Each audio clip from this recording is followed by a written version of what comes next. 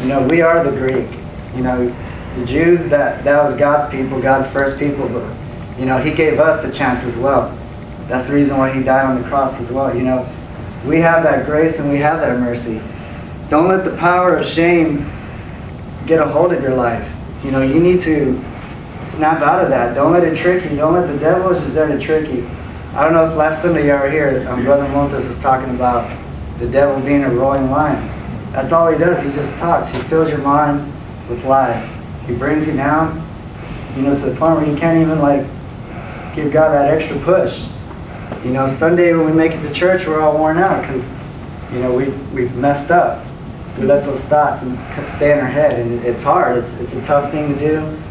And, you know, I just pray that everybody just, you know, if you fall, just pray. You know, there's a scripture for the righteous man, they fall and rise 7 times, but the wicked shall fall by calamity. I think that's how it goes.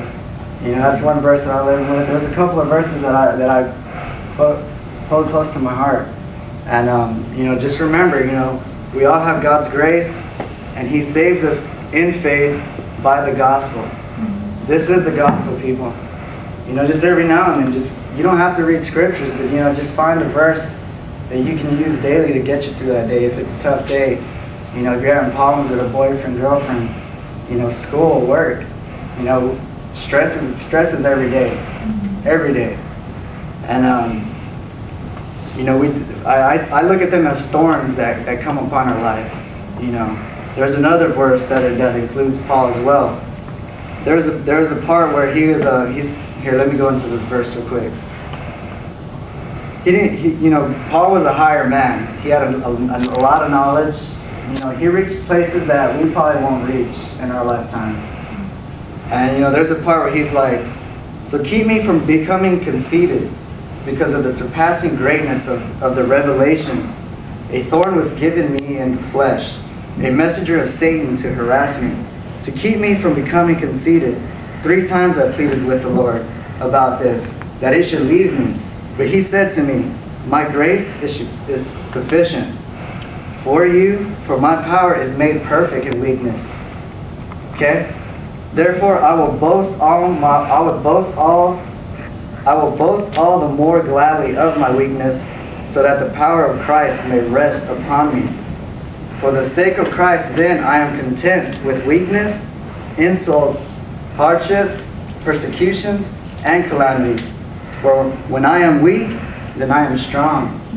Remember, when you're weak, God's going to be there for you. Like Brother Andrew said, He's never going to give you a load you can't handle. When you feel like giving up and throwing that towel in, don't do it. That's shame, and that's just the devil talking to you. Don't let it happen, guys. You know, it's happened to me before. You know, I thank God I'm still here. I thank God that my brother gave me this chance to come up and talk. You know, this is not just talk. I'm not just here to preach to y'all and bump my gums. This is to help me too. You know what I mean? There's another thing too. There's another point I want to go across. And I know you got 3 minutes, but hold up. You got to crawl before you can run. Right? Because, put it like this. If you set too many goals, all you're going to do is wear yourself out.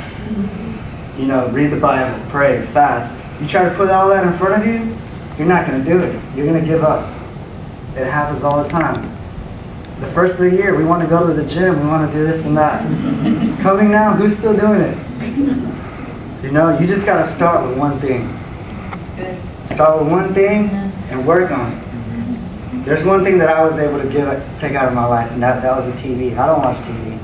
I'll watch a movie, but I won't watch, like, you won't see me sitting there watching My Sweet 16, or what else is on? Pregnant in 16, everything's 16 now. You know, that's one thing I've been able to take out of my life. And, you know, I stand by it. Ask my brother, my TV is not even connected. I have it in my room, it's unplugged. You know, but I'm working on other things now.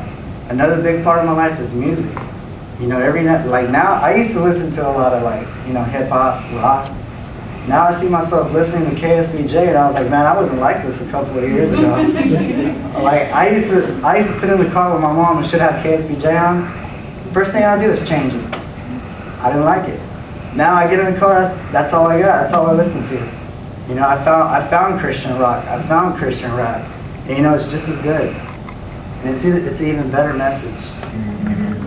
You know, so like I said, you know, two things where shame, just don't let shame get to you. You know, if you fall, get back up. Talk to somebody about it. You know, my mom's been my best friend. All the things that I've gone through, I come to her and she helps me through it. You know, don't let me sound like a mama's boy now. You know, find that one person that you can just talk to that's going to help you out. You know, I thank God. Look, this is one thing that my friend shared to me. I'm not where I need to be, but I thank God I'm not where I used to be. Yeah. So that's all I really have to share with y'all tonight. Hope y'all liked it. I was really nervous.